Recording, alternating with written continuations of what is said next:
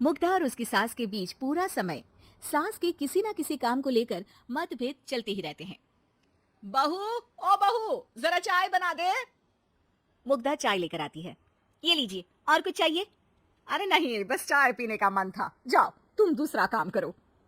चाय पीने के थोड़ी देर बाद सास दोबारा मुग्धा को आवाज लगाती है।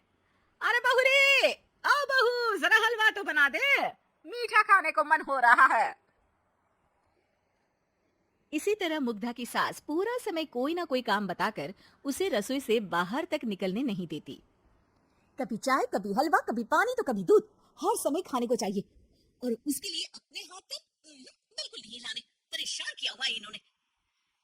सास के जबरदस्ती परेशान करने की आदतों से दुखी मुग्धा एक शाम सचिन के साथ अपने कमरे में बैठी हुई बात कर रही होती है। सुनो जी, मम्मी जी की ये जानबूझकर मुझे परेशान करने की फरमाइशों से मैं बहुत फ्रस्ट्रेट हो चुकी हूँ। पूरे दिन में एक सेकंड का आराम नहीं मिलता। रसोई से बाहर कदम रखती नहीं कि बहू ये बना दे, बहू रे वो बना दे। अरे इनकी फरमाइशें चलती ही रहती है। अरे मुग्धा, माँ खाने की शौकीन है, पर उम्र हो चली है, खुद खाना नहीं बना सकती, इसलिए तुमसे बोलती है। अरे तो शौक भी उम्र देख कर रखने चाहिए ना। समझ में नहीं आता, हर समय फेविकॉल का जोड़ लगाए सोफे से चिपके बैठी रहती है। इतना सब डाइजेस्ट कैसे हो जाता है उन्हें? अरे तुम मेरी माँ से इतनी नफरत कैसे कर सकती हो? मैं उसे नफरत नहीं करती जी, बस परेशान हूँ।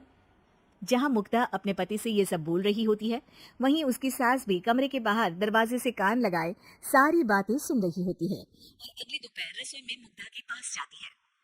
बहू, आज ना मेरा कुछ मसालेदार खाने का मन है। तो चाय बना दूं, मुझे बहुत पसंद है। अरे ना, ऐसा कर लिट्टी चोखा बना ले, और हाँ, जितना मसाला बातों में मिलाकर पति को सुनाती हो ना, सब्जी में भी वैसे ही डाला करो, खाना स्वादिष्ट बनेगा। सास की बात सुनकर मुग्धा हैरान रह जाती है। मतलब अब पूरा समय मुझ पर हुक्म चलाने के साथ बंद कमरे में हुई पति पत्नी के बीच की बातें भी सुनती है। अरे बात जब मेरी थी तो सुनने में क्या दिक्कत है? ये कहकर सास वहां से चली जाती है। अरे अब तो हद पार हो गई, इस तरह से तो ये मेरा जीना मुश्किल कर देंगी। मुग्धा सास की हरकतों से परेशान उसका हल सोचने लगती है, और इसी तरह कुछ दिन बीत जाते हैं, जिसमें सास का जन्मदिन आता है। मुग्धा बहुत खुशी के साथ अपनी सास को एंड्रॉइड मोबाइल गिफ्ट करती है।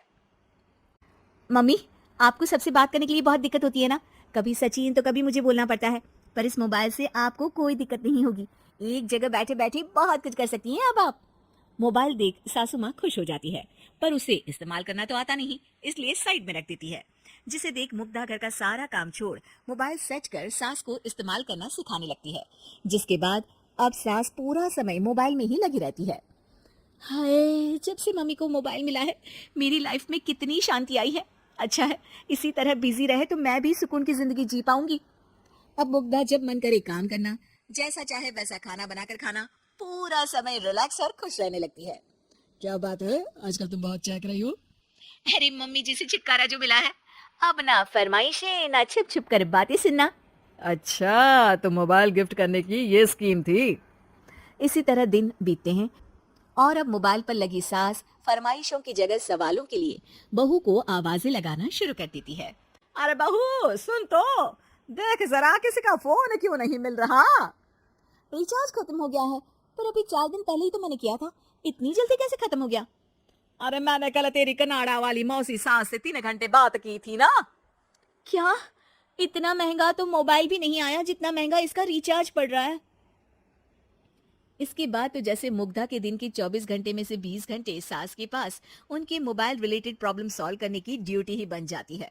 अरे मुग्धा, ये मोबाइल में अचानक तेरी मौसी सास की शक्ल क्यों दिखने लगी, और ये तो हिल भी रही है।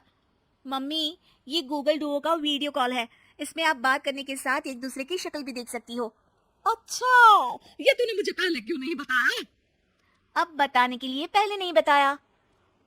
इसी बीच सचिन भी वहां जाता है और सास अपनी वीडियो कॉल में बिजी हो जाती है। क्यों, सास बहू में क्या गपशप चल रही है? इसे गपशप नहीं, दिमाग का दही होना बोलते हैं। पर तुम तो मम्मी को मोबाइल देकर बहुत खुश थी, फिर क्या हुआ? हाँ, उसका सुकून भी कुछ ही दिन मिला। अब घर के टंटे खत्म हुए तो मोबाइल की टिंग टिंग शुरू हो गई। देखो भाई, कुछ पाने के लिए कुछ खोना तो पड़ता है। आखिर तुमने मोबाइल अपने फायदे के लिए ही तो दिया है, तो फिर सवालों के जवाब भी देने पड़ेंगे, क्योंकि जब तक उनके हाथ में ये फुंथरू रहेगा, तुम्हारी लाइफ में प्राइवेसी और सुकून रहेंगे। कहने का मतलब है अगर इससे प्यार बढ़े तो दाग अच्छे हैं। अरे मुझे पहले दिन से ही पता है मोबाइल किस मकसद से दिया गया है। भूलो मत, इससे पहले मैं बातें ही सुनती थी।